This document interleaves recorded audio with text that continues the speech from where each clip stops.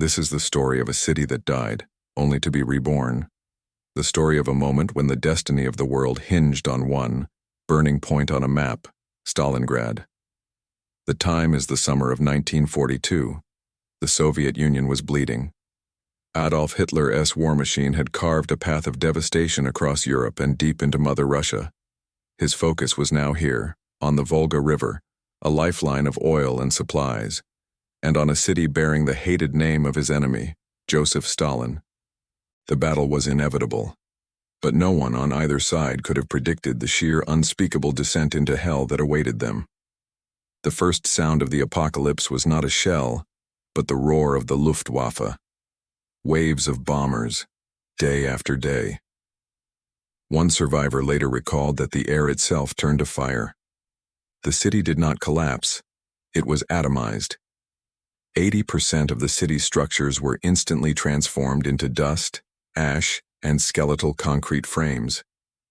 The Germans thought the fight was over. They were wrong. The destruction had not cleared the battlefield. It had merely created the ultimate savage hunting ground. The fighting moved from open streets into a chaotic, three-dimensional maze. This was no longer war. This was extermination. The German soldiers named it Rattenkrieg, the Rat War. It was a war fought not for miles, but for inches, for a staircase, for a single shattered window, for a section of broken sewage pipe. A German private wrote home, "We are fighting in the middle of a concrete oven. There is no line here, no front. We attack a building, capture the ground floor, and the Russians still hold the first floor. We are separated by a sheet of smoke and 3 feet of concrete. The fighting never stops. Even the rats are used to the noise now." The Soviet defenders, under the dire mandate of Order 227, not one step back, were told that retreat meant execution. Their choice was simple: hold your ground or die. This desperation turned every ruin into a fortress. Every man became an immovable obstacle.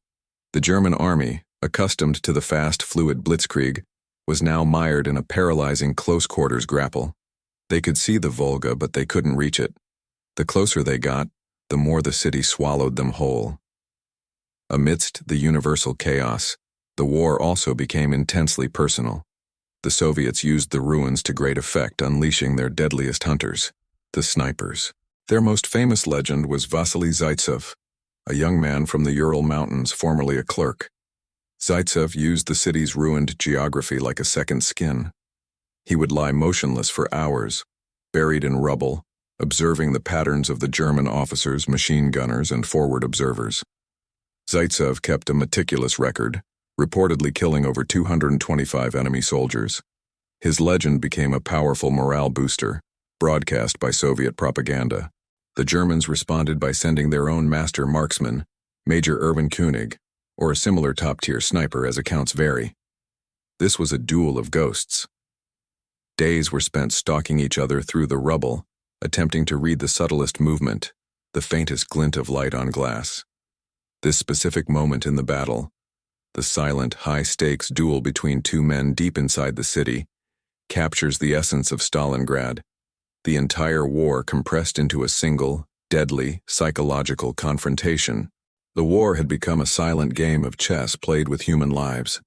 To understand the sheer savagery, you must go to the north, to the industrial giants, the Red October steel plant, the Barricadi gun factory, and the tractor factory. These were enormous structures, steel skeletons with deep cellars and complex heating pipes. Soldiers fought from furnace to furnace, from girder to girder. They would hold one end of a large factory hall, while the enemy held the other.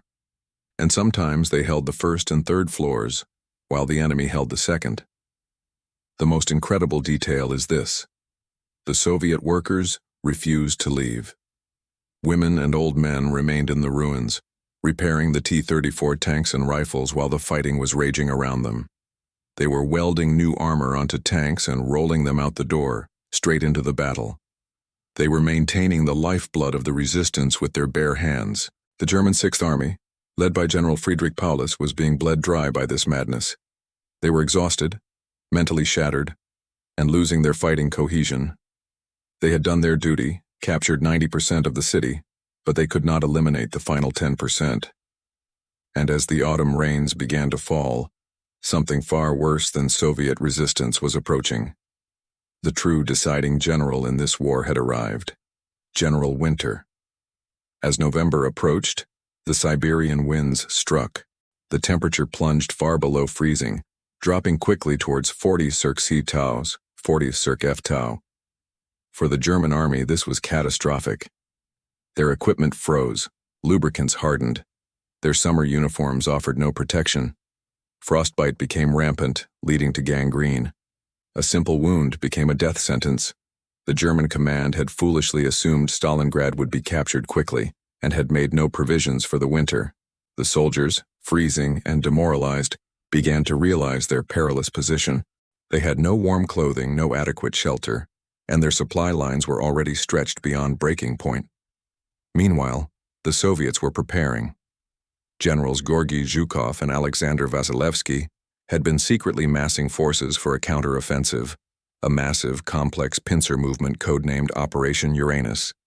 They had fresh troops, Siberian reserves, and, crucially, winter equipment.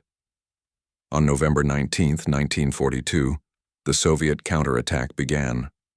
They did not strike the well-defended German positions in the city. Instead, they hit the weak, exposed flanks, held by less well-equipped Romanian and Hungarian divisions. The Soviet forces, spearheaded by massive tank armies, smashed through the fragile lines. Within days, the two Soviet pincer arms met, not far from the city of Kalach. General Paulus and the entire German Sixth Army, approximately 250,000 men, were completely cut off, trapped inside the frozen, ruined shell of Stalingrad. Hitler, in his bunker, was seized by delusional fury. He ordered Paulus to form a fortress and hold out.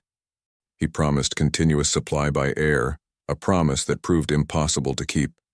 The airlift, codenamed Operation Winterstorm, was a disaster. The men in the pocket were doomed. Their rations dwindled to barely 100 grams of bread per day. They were starving, freezing, and forced to eat their own horses. The rat war had come full circle. Now, the German soldiers were the hunted animals, slowly starving in the ruins they had created. The end was a slow, agonizing descent. The Soviet forces, relentless and merciless, tightened the noose.